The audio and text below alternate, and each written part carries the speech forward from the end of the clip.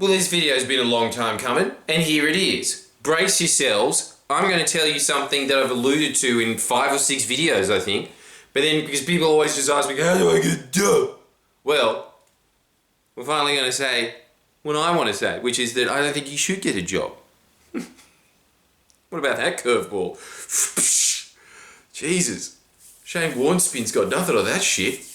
I don't even know if he was a spit bowler, so I'll just move on to a subject that I know anything about at all, which is starting up a business. And when I say that, I know slightly more than I do about whether or not one of the greatest bowlers of all time was a spin bowler or a fast-paced bowler. I don't know much about starting a business, but what I do know about it is the ethos that goes behind it, because as we've said before, you know, the why is 80%, the how is 20%. So forget the how. There's probably a bunch of boring Harvard lectures from, MBAs on how to start up a business and have a business proposal. That's not the most important part. The most important part is why you should start up a business. And I will say is this: if you go into an organization, particularly the bigger ones, the bigger an organization gets, the more groupthink comes into play. The more there is an ethos that is being pushed onto you that molds you as a person. That when you're in those office meetings, you're too scared to arc up and say. And I know that there's books that say, lean forward. Make sure you say something at every meeting. But even if you are saying that, guess what happens? There's just a bunch of other people sitting around with groupthink that just sit there and just go, does not register. And then it's like you said nothing at all. Maybe if you're the CEO, you can sort of change the direction of that company's culture. Do you want to spend your entire life getting to that position? Maybe only to be backstabbed by the CFO at the last minute and then taking out, such a bad alternative. $6 million in shares that will double. Anyway,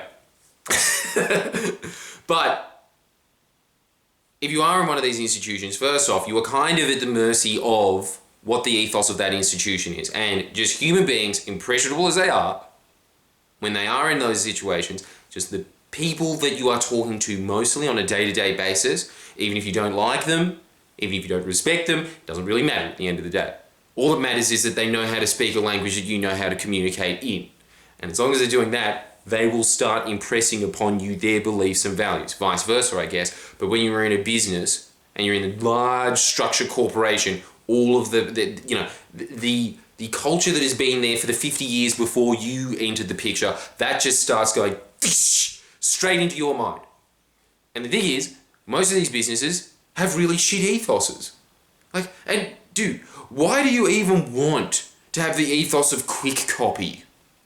Anyway, so that's my first reason as to why you should start up your own business, because you can create a culture that is your own. And judging by the fact that you're watching these self-help videos religiously, I hope, the fact that you are doing that, I think, means that you will start the ethos with a better, I'm just going to say ethos again, better ethos.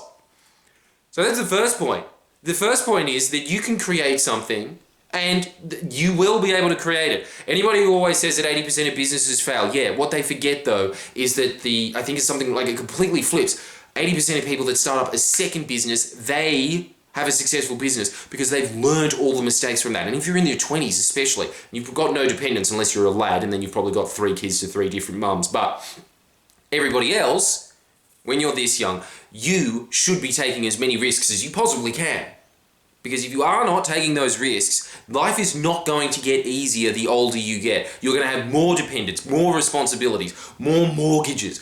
All of those things start stacking up and it becomes harder and harder for you to take risks. So while you're young, one of the things that you should be starting is a business, because it doesn't matter if it fails. Even if you get bankrupt, yeah, okay, it's not ideal. Being bankrupt isn't the goal, but if you do get bankrupted, there's still room to go.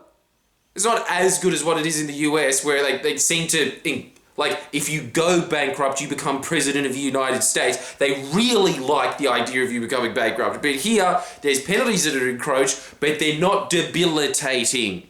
And the fact that you even went to the point where you went bankrupt, it shows that you got balls. You got guts, kid.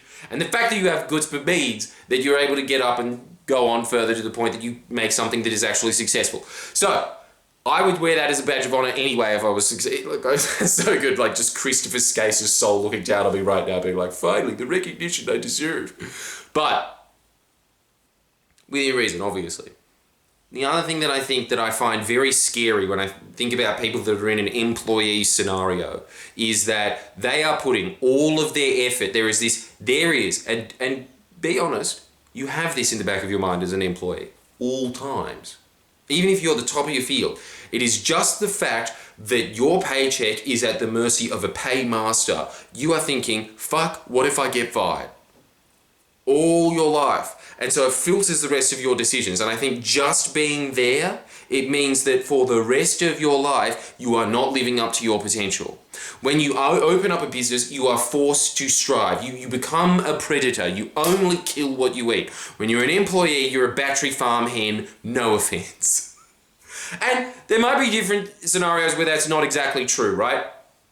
As we said before, the best employee-employer relationship is where it's kind of just cooperative and everybody knows what they're doing and their roles are, and it's kind of just this exchange of ideas. In smaller organizations, I think that that's true. But when you get to the big ones, even when you get to a school-sized one where there's a staff of 20 people, even when it gets to those, you still are getting shaped by groupthink and fear in the back of your head every day. I have to do this, otherwise there's going to be these responses. And a lot of that is just psychological and built up in your own head. Probably doesn't even exist. I don't know. You tell me.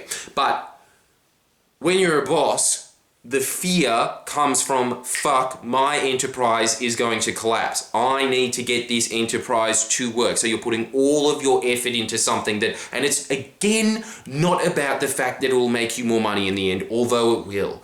It's not necessarily that. That isn't the end goal. It's the fact that you're your own person and you're putting your own imprint on the planet instead of just fulfilling the wishes and the destiny of someone else. That's why I think you should be aiming for a business. It comes down to everything. Like, look, it forces you to be more creative. It forces you to grow more as a person. It's not just the vessel itself. It's the idea behind going your own way.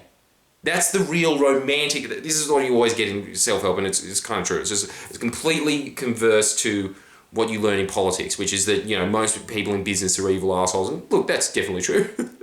But what's also true is the fact that if you are starting up your own business, you don't have to take on those values. It's just that those values usually came from the 1900s and they've just been passed on, right?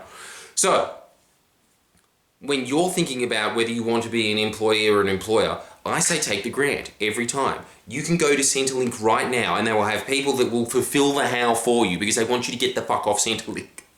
But the other thing is, if you start up a business, not only are you not a tax burden, you are a wealth creator, as they say. But it's true, because you are creating something in the world that wasn't there. For a business to be successful, a business has to either fulfill the needs of someone better than its current competitors, or it needs to fulfill the needs of businesses that aren't doing it now. Which means that if you are a successful businessman, you have done something that is needed in society, if you're a successful one, to some degree. Now, yes, as I just alluded to before, there's going to be people that sit there and say that, you know, have you ever read Chomsky? Bitch, please. I fucking made Chomsky a fucking household name to Australian kids, alright? I've read fucking Chomsky. I know the downside of business. I'm talking about the upside of it now. Because it's not like every business is evil, is it?